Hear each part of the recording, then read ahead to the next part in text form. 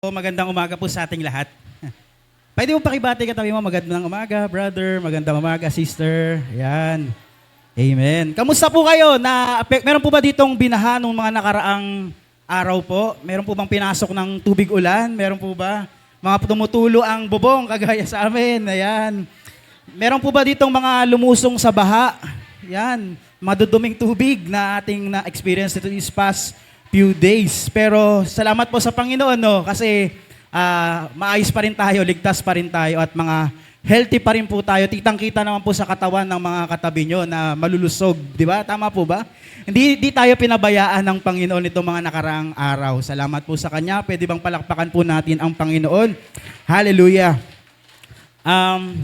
Bukod po doon, meron po akong tanong sa ating lahat. Kamusta po ang ating taon ngayon, 2024? Kamusta po ang 2024 nyo? Masaya ba? Hindi po natin namamalayan, 8 Sundays na lang po, 2025 na. So 8 Sundays na lang tayo ngayon, 2024. At next week po ay November na. Napakabilis po ng panahon, di ba po? Pero nanatili pong tapat ang Panginoon sa ating buhay. Amen? Sabi po, nakaraan po nag-ano po kami mga youth, mga kabataan, nag-fellowship po kami. Ang tanong po namin sa bawat isa, ano yung pinaka na natatandaan mo ngayong 2024? Di ba? Maraming nagsabi, may pagsubok na dumating pero yung Panginoon naging tapat. May mga nagkasakit pero pinagaling pa rin ng Panginoon. Di ba? Mga kabataan, meron ba dito mga nagkasakit pero pinagaling ng Panginoon? Ayan. At yung iba naman po sinabi, marami akong natutunan na life lessons ngayong 2024. So meron pa po tayong 8 Sundays. Huwag po nating palagbasin tong taon na to na wala tayong nakukuha mula sa Panginoon. Huwag nating palipasin lang. Amen? I believe merong gagawin ng Panginoon sa inyo sa natitirang mga araw ngayong 2024. Ngayong umagang ito, Ngayong umagang ito, gusto ko lang pong tanungin sa bawat isa, sino po dito yung mga uma-attend ng prayer meeting tuwing gabi? Pwede po makita yung mga kamay ng mga uma-attend na yan. Yung mga hindi po uma-attend, pwedeng palakpakan po natin yung mga uma-attend ng prayer meeting. At ang galing po ng Panginoon, kasi po, binacktrack ko po yung mga nangyari nung mga prayer request natin nitong 2024. At karamihan po dyan natupad na. Ito po, una po answered prayer kay Ate Hilda.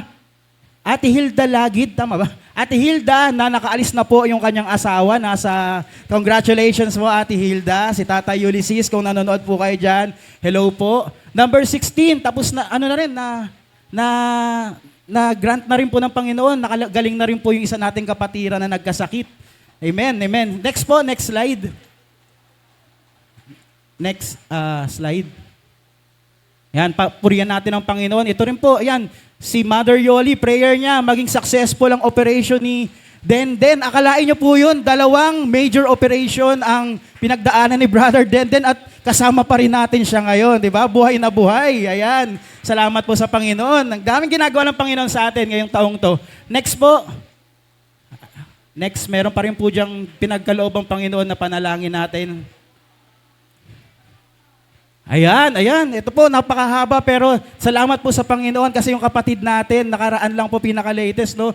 Na isa katuparan po meron siyang testimony na isa katuparan po yung kanyang panalangin na maging isa ng DepEd teacher. Andito ba siya? Si Sister Joyce. Ayan, di ba? At nakaraan din po na-share niya sa atin yung pagpapala. After how many years na pinapanalangin niya sa Panginoon, na ipagkaloob na rin po ng Panginoon yung kanyang prayer request. At salamat po sa mga bawat isang mananalangin na walang sawang uma-attend tuwing prayer meeting, morning prayer. At ayan po, I believe marami pa po dyan na mga prayer request na pinagkaloob ng Panginoon. Hindi ko na lang po isa-isahin pa.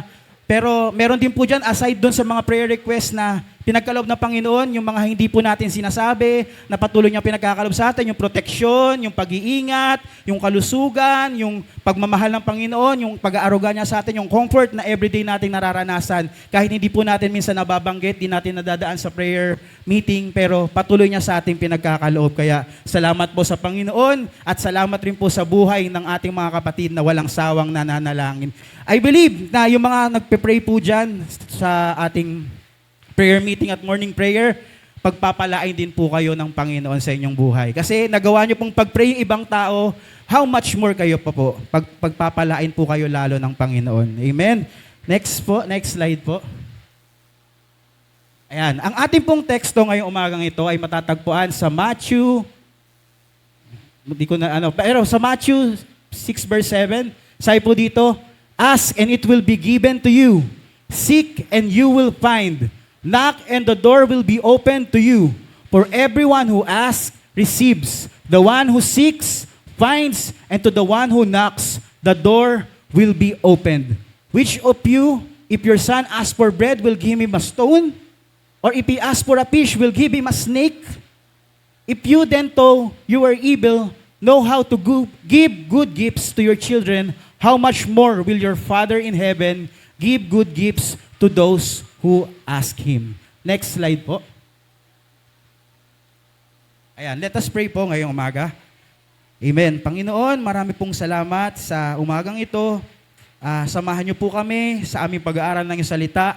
Naniniwala po ako na kasama namin kayo ngayong mula kanina pa po, Lord God, sa aming pagpupulit, pagsamba. Nadama po namin ang iyong presensya, O God. At Lord, I believe na hanggang ngayon po, Lord God, kumikilos kayo sa puso ng bawat isang naririto, O God. Patnubayan niyo po kami at gabayan, Lord God. Bigyan niyo po kami ng open heart, O God, na tanggapin, Lord God, ang iyong mga salita, ang iyong katotohanan sa aming mga buhay, O God. Maraming salamat, Lord. Purihin ka at sambahin ka sa lahat ng aming ginagawa. In Jesus' name we pray. Amen. Ayan. Ang title po ng ating topic for today ay pinamagatang, next slide. Next slide po ulit. Ayan, let us pray. Ayan po. Pinamagatang, let us pray. Tayo po ay manalangin. Manalangin po tayo. Ayan. Ang dami pong benefits ng pananalangin. Actually, hindi na naman na kailangan ng Panginoon ng pananalangin natin eh. Kasi hindi niya na rin kailangan ng pagpupuri natin. Siya na yung Diyos eh. Diba? Sino ba may kailangan sa sa pagpipray? Diba? Tayo po. Tayo po. It's for our own benefit, yung pananalangin po. Kaya wag niyo pong isipin na nasasayang yung oras nyo, nasasayang yung panahon nyo pag kayo nananalangin. That's a lie. Marami po tayong makukuha pag tayo po ay nananalangin sa Panginoon. Next po. Ayan, ito po, isa sa mga benepisyo ng pananalangin. When we pray, God, basahin nga po natin, when we pray, God hears. So nakikinig po ang Panginoon tuwing tayo nananalangin. Amen? Kung wala kayong makausap, wala kayong mapagbuhusan ng sama ng loob, ng hinanakit sa buhay, andyan po ang Panginoon nakikinig sa inyo. Amen? Just knowing na may nakikinig sa inyo, di ba napakalaking bagay na po yun? Basta may magsabihan ka lang, may malabasan ka lang ng hinanaing mo sa puso, napakasarap na po sa pakiramdam. At ang Panginoon, hindi kanya bibiguin, lagi kanyang papakinggan sa iyong pananalangin. Amen? Sabi po sa 1 Peter 3 verse 12, sabi po dito, for the eyes of the Lord are toward the righteous and His ears attend to their prayer. So nakikinig po ang Panginoon sa nating mga panalangin. Amen? Isa pong benepisyo yan. Ang sarap po ng gano'n, no? Kahit sa kaibigan, kahit na hindi ka bigyan niya ng advice, basta nakikita mo lang na nakikinig siya attentively sa'yo, ang sarap na sa pakiramdam. At mas how much more ang Panginoon? Papakinggan ka niya kahit ano pa man yan, kahit na gaano ka petty pa yung sinasabi mo, kahit na gaano ka liit, gaano sa tingin mo na kawalang bigat na bagay, pero ang Panginoon papakinggan ka niya.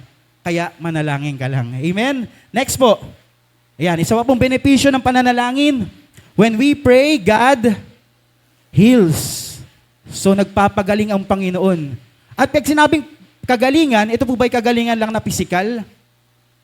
Pwede rin po na emotional, spiritual. Every time that we pray, ano pong nararamdaman nyo pag after nyong manalangin? Di ba ang gaan po sa pakiramdam? Ang gaan po sa loob. Kasi we don't know, pero ang Panginoon pala kumikilos na sa pananalangin natin, kumikilos na sa buhay nyo. Yung bawat sinusumpong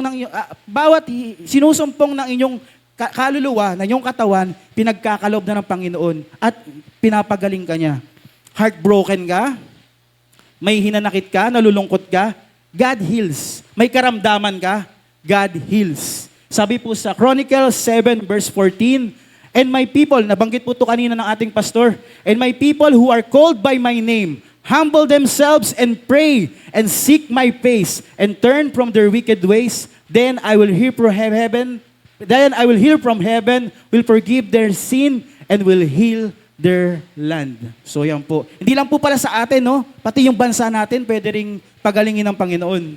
Amen? Tong mga nakikita natin ng mga hindi magandang gawi, mga anomalya, corruption, or tong sakuna, pwede po yung pagalingin ng Panginoon pag tayo po yung nananalangin sa Kanya. So God heals.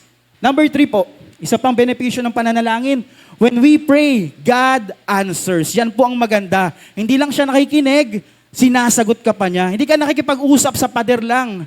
Hindi ka nakikipag-usap sa tuod lang. Ang Panginoon, sumasagot siya, tumutugon siya sa iyong panalangin. Sabi po sa 1 John 5:15, and if we know that He hears us in whatever we ask, and we know that we have the request which we have asked from Him. So sumasagot po ang Panginoon sa ating panalangin. Ano po ito yung pwedeng sagot ng Panginoon? Pwedeng yes, pwedeng no, at pwedeng wait, di ba? So sumasagot pa rin ng Panginoon. Maring panalangin mo to, pero hindi pa rin niya pinagkakalob, ibig sabihin, wait lang yun. O pinanalangin mo to, talagang hindi niya bibigay sa iyo kasi hindi pala nakakabuti sa inyo. Amen? So no. At pinanalangin mo to, grinant ng Panginoon, ibig sabihin, yes. So laging tumutugon, laging sumasagot ang Panginoon sa ating mga panalangin. Amen? God answers. Next po, when we pray, God forgives. Ayan. So tuwing tayo po nananalangin at nagpapakumbaba, kahit gaano ka pa man kabait or gaano ka pa man kakulit, gaano ka pa man naging pasaway lately, pinapatawad tayo ng Panginoon. God forgives. Amen? Pinapatawad ka niya. Kaya ang tangi mo lang dapat gawin ay lumapit sa Kanya at magpakumbaba. Papatawarin tayo ng Panginoon sa ating pagkakasala. Kaya manalangin tayo. Because God forgives every time that we pray. Napakalaking bagay na po yung makita lang ng Panginoon na tayo nagpapakumbaba sa Kanya, na tinalikuran natin yung ating gawi, tinalikuran natin yung ating sarili, at tayo lumapit sa Kanya. Napakalaking bagay na po yan sa Panginoon at ipagkakaloob niya po ang kapatawaran sa bawat isa sa atin. Kaya we must pray so that God forgives. Yan. Next po na benepisyo pa ng pananalangin. When we pray, ito po, God protects. Diba? Sa tanong ko po kanina, sino yung mga pinotektahan ng Panginoon itong mga nakarang araw, di ba? Mga di binaha, mga hindi nalunod. Kung makikita nyo po sa news, grabe. Mga bata, mga mama, mga matatandang tao nakakapit sa puno ilang oras. Tapos makikita mo, iba nalunod. Yung iba, nasunugan pa, di ba? Iba, ditinangay ng hangin. Napakalakas ng hangin lately. Pero tayo po, lalo po sa mga nananalangin, pinoprotektahan ng Panginoon. Amen? Because we pray. John 17 verse 15. My prayer is not that you take them out of the world, but you protect them from the evil one. Hindi lang po sa mga sakuna, hindi lang po sa mga pangyayari dito sa mundo, kundi sa mga balakid ng demonyo. Tayo pinoprotektahan ng Panginoon. Amen? Naalala niyo po yung patotoo dati po ni Mama Lina ba to or ni Pastor Rick? One time, parang ginaid lang sila ng Holy Spirit na manalangin. Hindi nila alam kung ano yung papanalangin nila. Yung pala meron po tayong kapatiran na nagbabiyahe sa Bicol or sa probinsya na nasa bus. Di ba? Tapos may dumakit po na mga hold-upper na may mga ano. Tapos yung mga hold-upper, narinig po si Pastor Rick na sumigaw na, dapa o baba. Natakot yung hold-upper, sila yung bumaba sa bus. So, naligtas po sila. Walang nangyari, walang na-hold up dun sa bus na yon. Pero, ano pong ibig kong sabihin dito? Kumikilos ang Panginoon mysteriously and mightily every time that we pray. Hindi po natin nalalaman yung mga gawa ng kaaway, natitibag, natatalo ang kaaway, yung mga plano niya sa buhay natin, hindi nasa sakotuparan dahil tayo po ay nananalangin. Amen? Every time that we pray, hindi na tayo lumalaban sa ating sariling lakas. Lumalaban na po tayo sa pamagitan ng Panginoon. Ang Panginoon na po ang lumalaban sa atin. At kung ang Panginoon ang lumalaban sa atin, ano pong nangyayari sa kaaway? Natatalo. Amen? Dahil ang Panginoon ay mananagumpay na, matagal na pong panahon na nakalipas, 2,000 years ago, He has overcome the world at yung kaaway takot sa Kanya. Pero kung sa sarili na po natin tayong umaasa, sariling lakas lang natin, hindi tayo nananalangin, malamang sa malamang yung kaaway nananaig na po sa buhay natin. Pero when we pray, God protects us from evil one, sa mga balakid ng kaaway. Amen? The enemy trembles every time that we pray.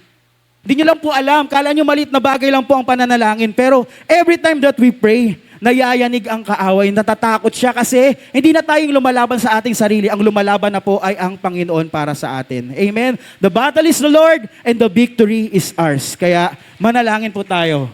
When we pray, God protects. Yan, next po. Ayan. When we pray, victory awaits. So, pag tayo po nananalangin, ang katagumpayan po ay mapapasa atin. Sabi po sa Matthew 26 verse 41, watch and pray so that you will not fall into temptation. The spirit is willing, but the flesh is weak. Sorry po, medyo puyat lang. The spirit is willing, but the flesh is weak. Ayan. Every time po na nagpe-pray tayo, may temptation na darating o may mga tukso. Diba? Hindi po totoo na tukso, layuan mo ako. Ikaw ang lalayo sa tukso. Ano pa gagawin mo para lumayo ang tukso? Manalangin ka. Amen? Na-experience nyo na po ba yun? One time, gusto nyo nang gumawa ng kasalanan. Ito na. Pwede ko na itong gawing kasalanan na to. Pero nag-pray kayo. Nakinig kayo ng worship song. Nag-worship kayo sa Panginoon. Ano nangyayari? Nawawalan kayo ng gana gumawa ng kasalanan. Kasi you pray. Amen?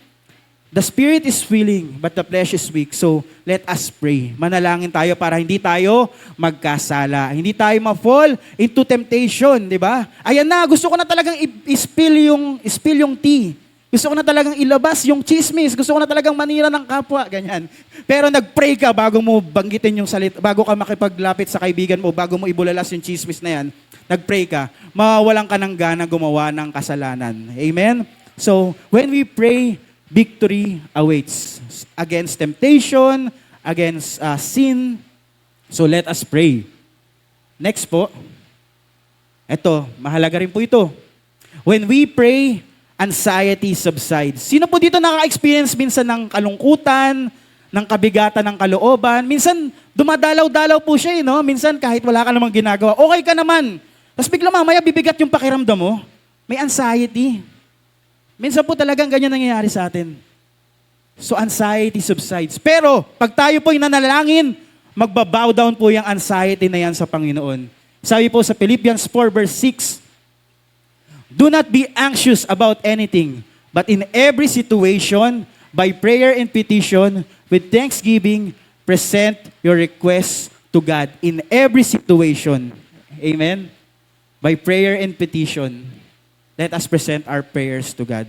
Ang dami pong benepisyo ng pananalangin. Amen? Hindi ko na po lalahatin pa dyan, pero akalain niyo po, yung kala niyo maliit lang na bagay yung pagpananalangin, pero hindi. Ang daming nagagawa po sa buhay niyo, sa buhay ng kapwa niyo, sa bansa natin, every time that we pray unto God. So wag po nating mamaliitin ang pananalangin. Wag nating kakaligtaan ang pananalangin. Amen? Naalala ko po nung kabataan ko po, meron pong, yung youth pa po ako, teenager pa ako. Sa dati po naming church, meron po kami tinatawag na mga prayer warriors. Yan, tawag sa kanila prayer warriors. So pag, ano pong pumapasok sa isipan nyo pag narinig yung word na warriors? Mandirigma, ganyan. Mga malalakas, di ba? May mga muscle, mga malalaki katawan, ganyan, mga warriors. Pero ito pong prayer warriors namin sa church, sila po yung mga matatanda, mga 40s, 50s, 60s, 70s na mga nanay. Mga nanay, mga ganyan na maglakad, tapos mga kulubot na yung balat, mga hirap na maglakad, mga may arthritis na. Pero sila po, every Wednesday, hindi nila kinakaligtaan manalangin. At di lang po yun nagko-commute pa po sila dun sa simbahan namin. Commute pa, tricycle, sa atin, malapit lang yung simbahan natin, okay lang. Pero sila, nagko-commute pa po yun, yung matatandang yun. Yung mga 60s, 70s, 50s, 40s. Pero alam nyo po, ang daming benepisyo ang natanggap nitong mga prayer warriors ng church namin dati. Talagang pag naririnig nyo silang nananalangin sa church, every Wednesday ng hapon, dumadagundong yung pader ng church namin kasi talagang, grabe talaga sila mag-warfare, mga warriors talaga, di ba? Hindi sila nagsasuntukan hindi nagaganon, rawr, ganyan. Kundi, ang binabakbakan nila yung gawa ng kaaway. Talagang nakikita mo itong mga grabe talaga silang manalangin. At ito pong mga prayer warriors na po ito, mga nanay, mga matatanda. Hanggang ngayon po, meron pong return of investment yung ginagawa nila dati. Hanggang ngayon po, tinatamasa po nila yung pagpapala ng Panginoon sa kanilang buhay. Kilala niyo po, umaattend na po yun dito si Mother Isabel. Mother Isabel. Ilang taon na po si Mother Isabel? 80 plus na po. Buhay pa rin ngayon. Nakakapagbarko, paruot, parito mula Marinduque. Mula Romblon hanggang Maynila. Kaya niyang mag-commute mag-isa. 80 years old. Ganon kabuti ang Panginoon sa kanyang buhay kasi may return of investment yung pagiging prayer warrior niya eh. At akala niya na tong kapatid po natin ito, nakaakyat pa ng bundok, nakaakyat pa ng puno para lang makakuha ng signal ngayon. Kasi ngayon, di ba, through FB Messenger. At nakakasama po ito ng mga mothers natin, si Sister Sabel. Ang galing. Return of investment, talagang pinapapatnubayan at iniingatan pa rin siya ng Panginoon. Meron pa rin siyang ganong kalakas na katawan. Gusto niyo po bang dumating pa sa 80 years old na ganon pa rin ang katawan niyo?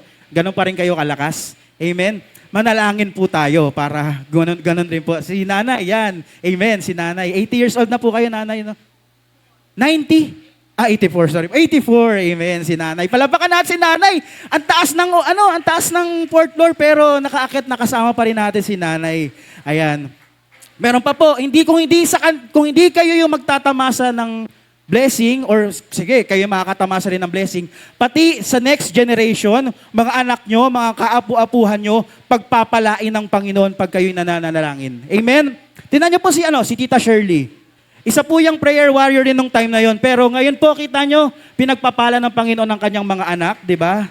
Sila Ate Rack, sila Wang. Kalaan nyo, si Wang, nakabuntis na, nagkaanak na. Sa laking tao ni Wang, di ba? Pinagpapala ng Panginoon ang sumunod na henerasyon, ang kanyang mga anak-anakan dahil naglaan siya ng panahon sa pananalangin. Pinalangin niya yung ibang tao, pinalangin niya yung iglesia. At ngayon, na pinagpapala po ng Panginoon ng ating kapatid at ang kanyang mga anak, di ba? Amen. Si Mama Lina, kasama rin po siya doon sa mga prayer warriors. Tingnan niyo po, palong-palo, di ba? Ang lakas pa rin. Ang ganda pa rin, di ba? Di ba? Natatamasa nila yung pagpapala ng Panginoon dahil sa kanilang pananalangin at sakripisyo nung panahon na yun. Ayan. Amen. Ayun po. Aside po kay Mama Lina, tayo po dito na mga umaattend ng prayer meeting. Naniniwala po ako na kayo rin pagpapalain ng Panginoon kasi walang sawa kayo naglalaan ng inyong time and effort every day, di ba? Sa pananalangin. Kaya naniniwala ako na kayo po, tatamasahin nyo rin po yung kanilang natamasang pagpapala. At ngayon pa lang, kumikilos na ang Panginoon sa inyong mga buhay. Amen? Palakpakan po natin ang Panginoon. May blessing po sa pananalangin, kaya wag tayong tamarin, wag tayong mawalan ng loob, wag tayong mawalan ng gana sa pananalangin. Amen? Ayan po. Next slide po. Daming benepisyo po ng pananalangin, kaya wag po nating ismulin. Sabi po dito, prayer should be the most natural thing in the world, like speaking your mind with a friend you trust. Nahihirapan po ba tayo minsan manalangin? Isipin nyo lang po, para lang kayo nagipag-usap sa kaibigan nyo, na binubulalas nyo lang po yung inyong nararamdaman sa kanya. Amen? Closest friend, best friend. Sino may mga best friend dito? Di ba pag may mga best friend kayo, walang filter, parang nasabi mo sa kanya lahat, kung yung inis mo, yung naramdaman mo ngayong araw na to. Ganun lang po kasimple ang pananalangin. Amen? Isipin mo, si Lord yung best friend mo. Higit pa sa best friend mo kasi alam at kilala ka niya. Wala kang maitatago sa kanya. Kaya, ayan, simply, dapat most natural thing na dapat natin gawin na yung pananalangin. Bakit kaya marami parang taong hirap na hirap pa rin manalangin? Amen? Simple lang po. Sabihin mo lang po sa Panginoon ang iyong nararamdaman. Yan. Natural thing. Next slide po. Yan. Next. Prayer is talking with God and telling Him that you love Him, conversing with God about all the things that are important in life, both large and small. Walang maliit, walang malaki. Lahat yan mahalaga sa Panginoon. Ang gusto lang ng Panginoon, makipag-usap ka sa Kanya. Ang gusto lang ng Panginoon, makipagniig ka sa Kanya. Yun ang mahalaga. Kahit na gaano pa man yung kaliit, gaano kalaki, gusto lang ng Panginoon, lumapit ka sa Kanya. Amen? Yan po, ganun ka kamahal ng Panginoon. Na kahit simpleng detalye ng buhay mo, gusto niyang malaman, gusto niyang sabihin mo sa kanya. Yan po. Next slide. Ayan. So, kung may mga nag-struggle pa po dito sa pananalangin, meron pa po ba na parang hirap pa rin nahirap pa rin sa prayer? Meron po tayo ditong mga tips na kung paano magdasal, paano lumapit sa Panginoon. Usually po kasi pag unbeliever, di ba, parang ang dami pa nating mga ritual na gagawin, kailangan lumuhod ka, kailangan magbow ka or anything. Pero napakasimple lang po ng pananalangin. Naalala ko po nung magte-take po ako ng unang bar examination ko po. 2018 po yun. Nag-take po ako sa University of Santo Tomas. So alam niyo po UST, di ba? So bawat pasilyo, maraming mga rebulto. Maraming mga imahe, ganun. After po lagi ng exam, so lunch, tsaka uwian, mga kasabayan ko po nag-exam, lalapit doon sa rebulto, hahalikan yung paanong rebulto, iiyak doon sa rebulto, ganyan-ganyan. Ganun po yung kinagisa nila. Pero, yung iba po doon, everyday pa nananalangin sa Quiapo or sa Baclaran, mga klase ko po. Pero after po nang nakapasa na sila, mga abogado, nawala na po sila ng time sa pananalangin. Nawala na sila ng time. Anong ginagawa mo? Di ka na hindi na rin daw kasi mga busy na nga pong abogado. So, ang pananalangin po, hindi po siya ginagawa during times of need lang.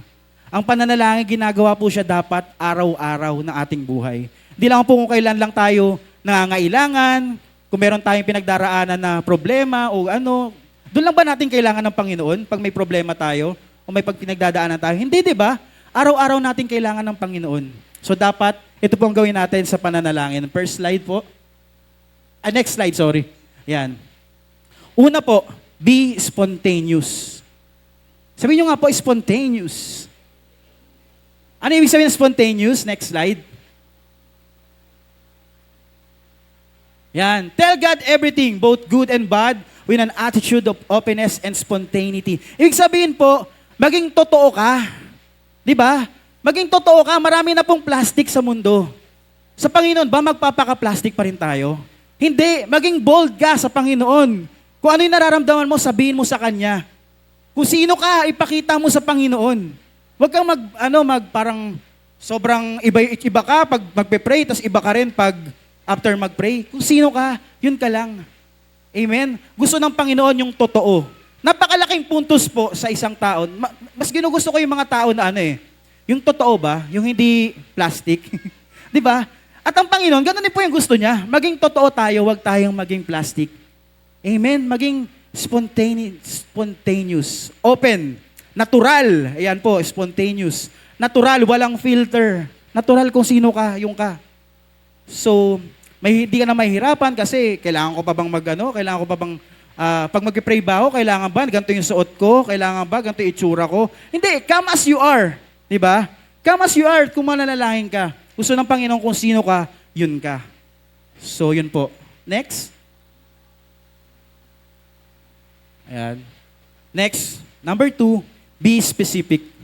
Ayan. Bagay specific. Ano yung specific?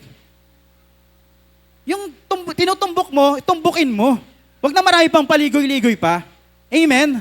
Kung sinabi na, kung kailangan mo yung ganito, kailangan mo ng ganyan, kailangan mo ng pangailangan, ganyan. Sabihin mo sa Panginoon, huwag yung sobrang specific. Lord, Lord, bless me. Ganun lang. Ano i-bless sa'yo ng Panginoon? Marami kang pangailangan. Kaya, yung mga nagsasabi na na parang saglit lang naman manalangin, hindi po Pwede mong pahabain ng pahabain, pwede mong sabihin sa Panginoon, bawat specific things na kailangan mo sa buhay mo.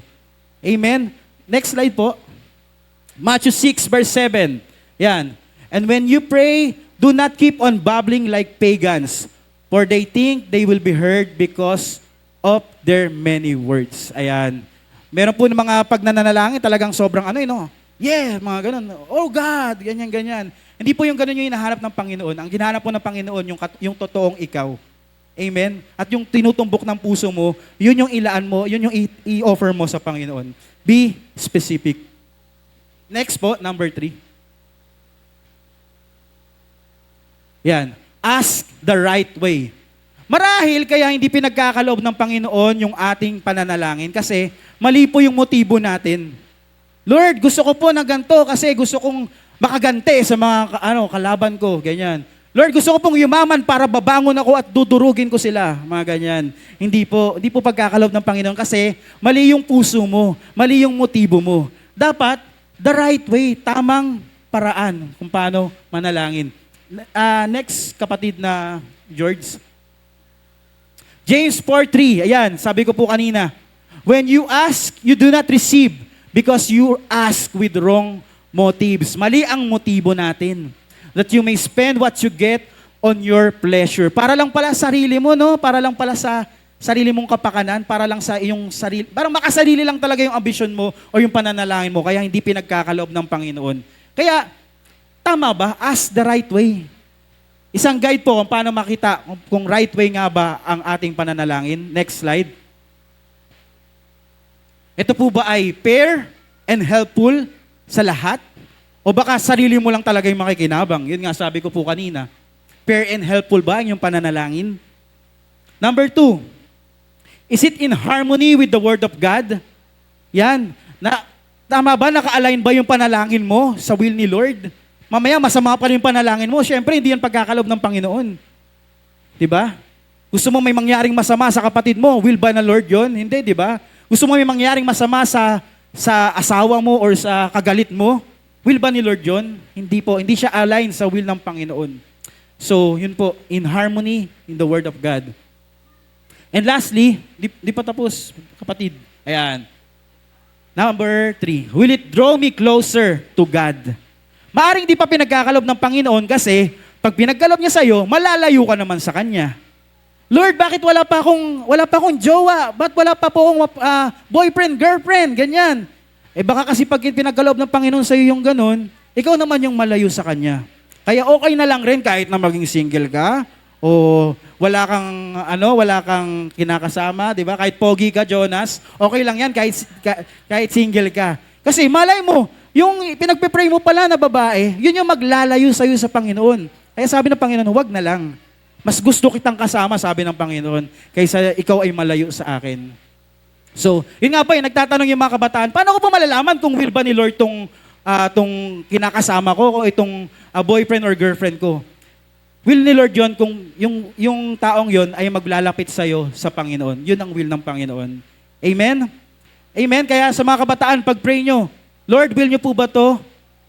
Sagot ng Panginoon, kung yan ang magpapalayo sa'yo sa akin, no way. Pero kung taong yan ang magpapalapit sa'yo sa akin, magpapalalim sa'yo sa pananampalataya, amen. Yes na yes yan. So yan.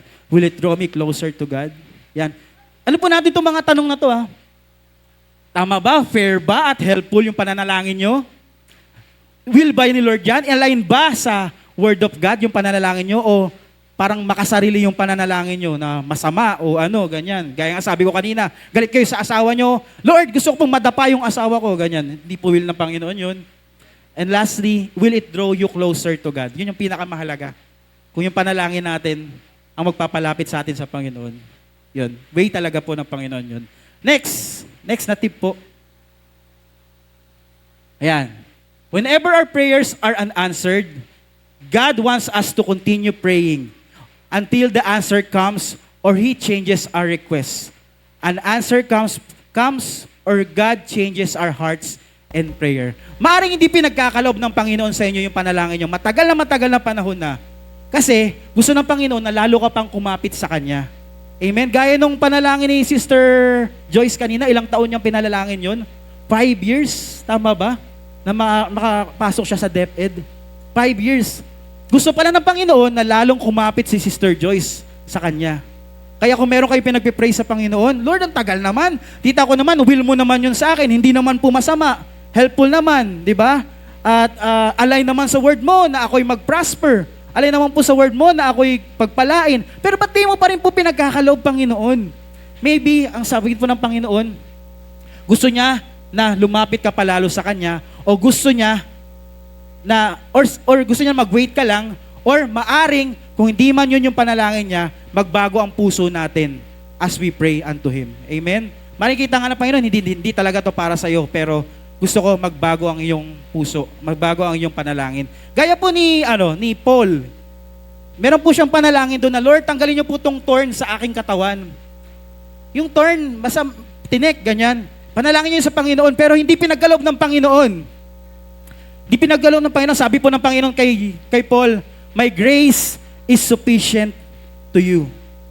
Maaring hindi pinaggalob ng Panginoon yung kay Paul, kasi gusto ni Lord, si Paul, umasa lang lalo sa Panginoon. Umasa lang lalo at magdepende sa Panginoon. So maaaring di pinagkakalob ng Panginoon yan sa iyo kasi gusto niya na lalo ka pang umasa sa Kanya. Gusto niya na lalo ka pang lumapit sa Kanya. Kaya keep on praying or maybe change of heart, di ba? Maaring iba ang nais ng Panginoon sa inyong buhay. Amen. Next. Ito po, God doesn't ask us to be persistent, to tease us, or to withhold things from us. Ayaw ng Panginoon na hindi naman gusto ng Panginoon na maging tuloy-tuloy lang yung ginagawa natin at nawawala na ng kahulugan. Hindi po yun totoo. He does it because He wants us to grow in our relationship with Him. He wants us to be completely yielded to Him. Ayan. Yan po yung sinasabi ko kanina.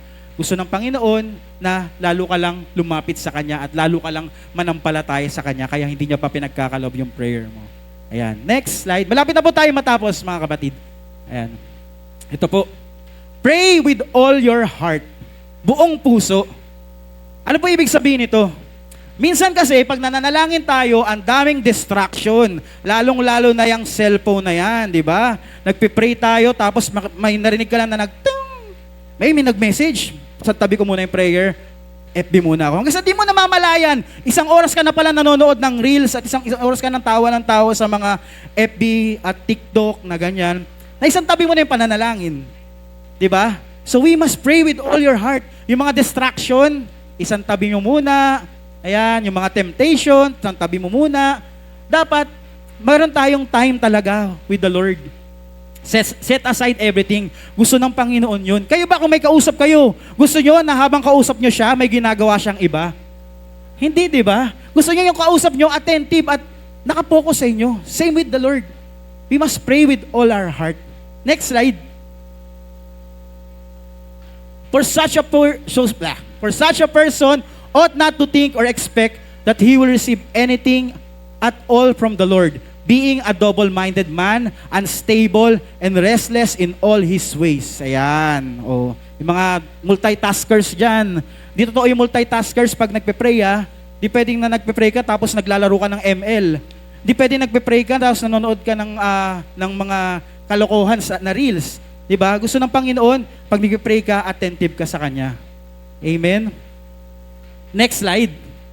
Ayan, ito po, isang tip para hindi tayo maistorbo sa pananalangin, para focus tayo sa panalangin. Unang-una, sabihin po natin, pray aloud. Yan. Minsan okay rin na nagpe-pray na alam mo yun, binibigkas talaga ng bibig mo yung pananalangin mo para hindi ka maistorbo, para hindi ka ma-out of focus. Pray aloud. Yan, banggitin talaga ng bibig mo yung panalangin mo. Number 2, stay away or put away distractions. Yan. Kung yung cellphone mo ang distraction, ilagay mo muna sa cabinet o itago mo muna sa CR. Ayan. Diyan ka muna at ako'y mananalangin. Or kung sino pa man yan or tao ba yan, layuan mo. Doon ka muna magtago sa CR. Ayan, pwede sa CR. Ikaw na lang magtago sa CR. Kung tao naman yung distraction. Doon ka sa CR, mag-pray. Basta find time. Make effort na mag-pray at magkaroon ng private time with the Lord. Stay away from distraction. And number 3, keep a prayer journal. Sino dito yung mga nagjo-journal? Yung mayroong mga notebook, tas ganyan, tas doon mo sinusulat yung panalangin mo. Maganda po yan na sinusulat. Aside from praying aloud outside sa binibigkas, pag sinusulat mo, mas maganda po. Ayan. Next slide. Ayan, napanood nyo na po itong movie na to, itong War Room. Kung di nyo po ito napapanood, highly recommended po siya sa ating lahat. Ang ginagawa po, based on true story po yan ang ginagawa po nila dyan, instead na magpa-distract sila sa mga bagay-bagay, kasi ang dami ginagawa bilang magulang, ang ginagawa po niya, yung closet niya, yung closet, di ba? Yung aparador, doon siya nananalangin. Si Lola, yan, si Mother. Doon siya nananalangin sa closet niya kasi ang daming distraction. Gusto ko, pag private time with the Lord, private time talaga with the Lord. Doon siya nananalangin. At yung mga papel na yan, yung mga post sa dingding. Yan yung journal niya. Sinulat niya dyan yung mga papanalangin niya. Mataimtim po siyang nananalangin. So, kung meron po kayong time or find time to watch that movie, pangalan po niya ay War Room. Kasi tayo po araw-araw nakikipagyera. Amen? Nakikipagyera sa mga temptation, nakikipagyera sa gawa ng kaaway. Kaya kailangan equip po tayo, fully equip po tayo sa pamamagitan ng pananalangin. Amen? Bago tayo sumabak sa gera, dapat may plano tayo, di ba? May mga sumasabak sa gera, agad-agad lang ba silang sumusugod? Hindi, may plano po. Tayo po ang pagpaplano natin, ang paglalatag po natin ng ating mission ay sa pananalangin. Once na may pagdaraanan ka, exam ba yan, or problema ba yan, or may ididil kang tao, bakbakan mo sa pananalangin. Pray, di ba? Para pag once nakaharap mo na yung taong yon, once na may gagawin ka na malaking bagay, ready ka, fully equipped ka. So yan po yung movie na yan, War Room. Galing po kasi talagang makita po natin yung effort nila na magkakulong sa kwarto para hindi ma-distract, yung passion nila na talagang makapanalangin ng mataimtim. Panoorin niyo po yung movie na yan. Ayan. Last po, dito po ako magtatapos. Ayan. Pray continually. Ayan. Mag-pray po tayo ng tuloy-tuloy. Aside sa mataimtim, tuloy-tuloy lang. Sabi po sa next verse po, 1 Thessalonians 5:16, verse 17. Yan, pray continually. In other version, pray without ceasing. Ano pong ibig sabihin nito? Kahit saan ka magpunta, kausapin mo ang Panginoon. Nagda-drive ka, naglalakad ka, instead na kung ano-ano yung mga naglalaro sa isipan mo, manalangin ka. Amen? Instead na kung ano-anong mga masamang bagay ang iniisip mo, mga temptation, mga iba't ibang bagay na hindi naman mahalaga, manalangin ka. Pray without ceasing. Amen? So, ganun po kabuti ang Panginoon. Gusto niya talaga tayong lumapit sa Kanya at gusto niyang makilala natin siya. At bukod pa po doon, nakita po natin ang daming benepisyo pag tayo'y nanalangin at tayo lumuhod sa Panginoon. Kaya, I encourage everyone po, aside po sa prayer meeting, aside sa morning prayer, magkaroon tayo ng private time with the Lord, mag-pray tayo, paglaanan natin ng effort, paglaanan natin ng time ang pananalangin kasi ito po ay napakahalagang bagay sa atin bilang mga Kristiyano. Amen? Maraming ginagawa ang Panginoon. Sa loob ng ilang minuto kang nalalangin, marami nang nangyayari at marami nang ginagawa ang Panginoon kaysa yung ikaw lang sarili mo, umaasa ka sa iyong sariling lakas. Mas maraming nagagawa ang Panginoon sa pananalangin. Kaya, let us pray, huwag nating kaligtaan. At sa mga dumadalo po sa ating mga prayer gatherings, lalo pa po kayong pagpapalain ng Panginoon. Huwag po kayong magsawa na ipanalangin ang ating bansa, ang ating iglesia, ang ating mga kasama, di ba? Na ngayon, talagang ang dami pong tinutugon ng Panginoon sa ating mga panalangin. So, hindi pa po taos ang taon, marami pa po tayong pwedeng ipag-pray, marami pa pong pwedeng mangyari.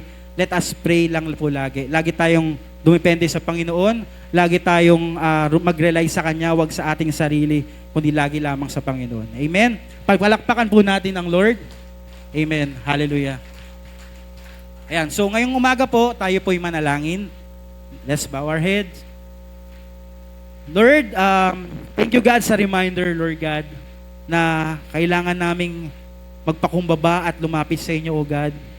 Lord, wala kaming magagawa kung sa sariling amin lamang, O God. Kailangan po namin kayo sa aming buhay, O God. At marami po kayong magagawa sa aming buhay every time, Lord God, na kami po'y hindi dumidepende sa aming sarili. At kami po'y nagre-rely dapat lamang sa inyo, O God. Di sa aming sariling lakas, di sa aming sariling buhay, O God. Dahil niniwala kami na kayo po'y napaka-makapangyarihan, O God. Marami kayong kayang gawin sa aming buhay na hindi namin kaya ng aming sarili lamang, O God. Kaya, O God, bigyan niyo po kami, Lord God, ng kauhawan sa pananalangin.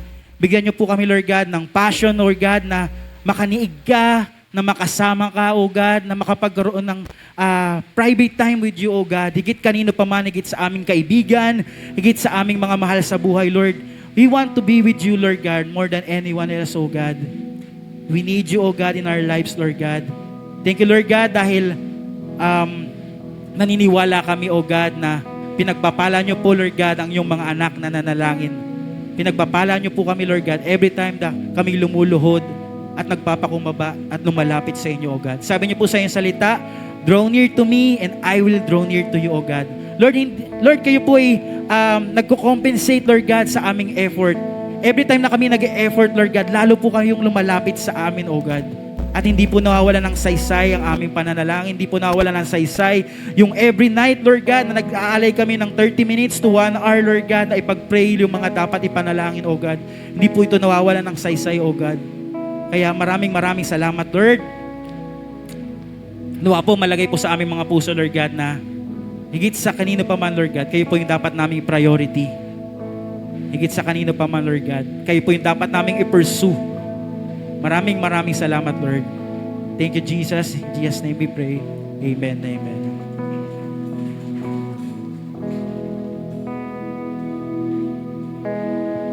Amen. Amen. Palakpakan po natin ang Panginoon.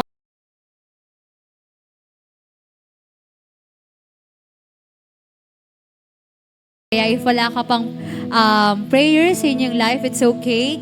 It is a good reminder po sa ating lahat na this is the right time to start sa ating prayer life. Amen. Tayo po tayong lahat at dadako po tayo sa ating pagbibigay. Meron po tayo dyang violet bag. Nandiyan po yung mga envelopes natin for our tithes and offerings sa Panginoon. Amen. Gusto ko po sa inyong i-share ang sabi po sa 2 Corinthians 9:6-8. Remember this, whoever sows sparingly will also reap sparingly, and whoever sows generously will also reap generously. Each of you should give whatever you have decided in your heart to give, not reluctantly or under compulsion, for God loves a cheerful giver. And God is able to bless you abundantly, so that in all things, at all times, having all that you need, you will abound in every good work. Amen. Amen. Let us give generously and cheerfully sa gawain ng Panginoon. Ang salita daw pong tapat, alam niyo po yung salitang tapat? Kapag binalibaliktad daw po yung salitang tapat, tapat pa rin. Amen. Katulad daw ng Panginoon sa ating buhay. Let us pray po. Ipag-pray po natin ang ating mga ang tithes and offerings sa Panginoon. Lord, we just want to thank you, O God. Thank you, Lord, for this opportunity, O God, for this privilege to give sa gawain mo, Panginoon. We continue, Lord, to pray na patuloy mo, Lord, na i-bless, Lord, ang bawat isa na nandito, Lord, na patuloy kaming maging daluyan ng pagpapala, O God, sa simbahang ito, sa bawat, Lord, tao na na-encounter namin, Panginoon. We surrender to you everything, Lord. Nawa, Lord, itouch mo ang aming puso na as we give, O God, we will give generously, O God. We will give cheerfully sa gawain mo, Panginoon. Lord, we surrender everything, O God, lahat ng aspects, lahat ng areas sa buhay namin, O God, ay inaalay namin sa iyo, O God. Thank you, Lord, for reminding us to pray, O God, for convicting us, Lord God, na mag-pray, O God, ngayong umagang ito at magkaroon ng personal relationship sa iyo, Panginoon. Lord, we give back to you, O God, sa namin, Lord God. Idinataas, Lord, lahat ng mga offerings namin, O God, lahat ng mga alaman ng puso namin, O God, dahil sa iyo lamang, Panginoon. We thank you, Lord. We love you. In Jesus' name we pray. Amen and amen.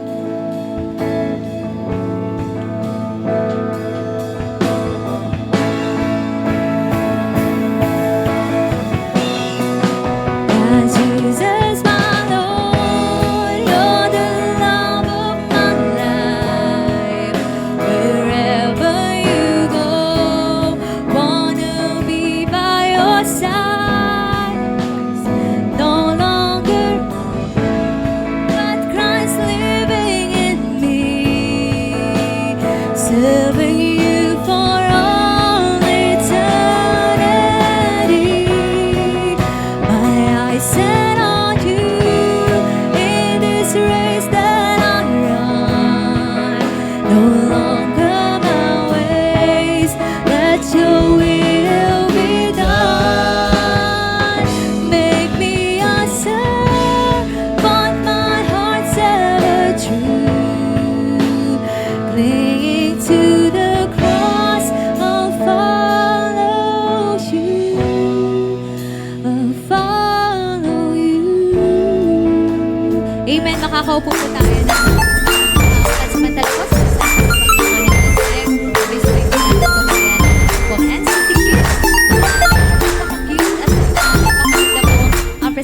na ipiniprepare po para sa ating lahat.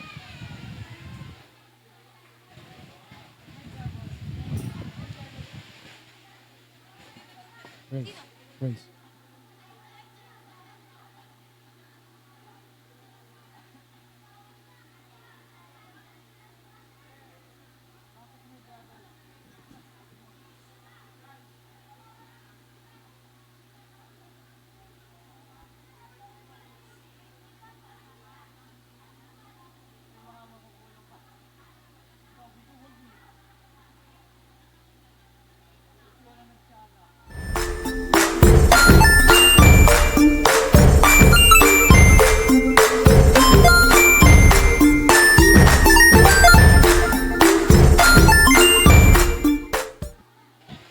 Amen. Once again po, palakpakan po natin si Lord sa buhay po ng ating NCC Kids.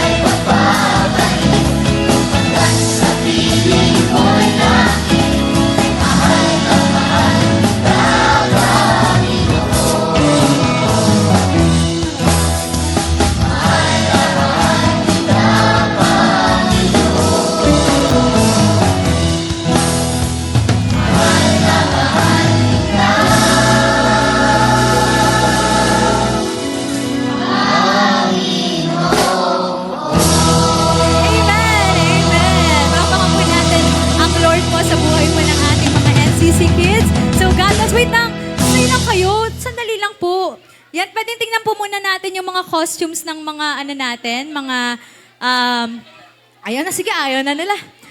Okay, yan. So mamaya po magkakaroon po tayo ng best in costume po sa ating pong mga NCC Kids and nag-prepare din po tayo ng ating mga goodies para po sa ating mga NCC Kids. Gusto natin pong pasalamatan ng ating sponsor ng chocolate, si Ate Wena Medina! Shout out! Ayan, so gusto natin pasalamatan sila Ate Vanessa, sila Teacher Angeli, and team sa pag-prepare po ng ating mga chocolates para sa ating NCC Kids. And bago po tayo mag-closing prayer announcement po, please stay po. Kung kayo po ay member na ng NCC na umaattend na po kayo for almost a month, ibig sabihin po, kayo po ay part na ng ating preparation for anniversary. So, magkakaroon po tayo ng ating meeting right after this service. And meron din po tayong seminar for our water baptism. So, lahat po na magpapa-water baptize on November 7. So, magstay po kayo at magkakaroon po kayo ng seminar po from our Mama Lina. Amen? So, after po nento, lahat po tayo sa gitna, wala muna po tayong small group in preparation ng ating anniversary. Sige po, tayo po tayong lahat and let us close this in prayer.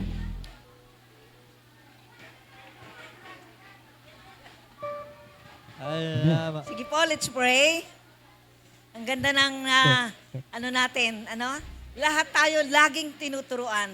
At in times of pakikinig natin ng salita ng Diyos, may natanggap ba tayo? May nakuha ba tayo? May natutuhan ba tayo? Di ba? Ito po yung every day, every time na kailangan nating gawin. Ano? Napakahalaga talaga nun. Sige po, let's pray.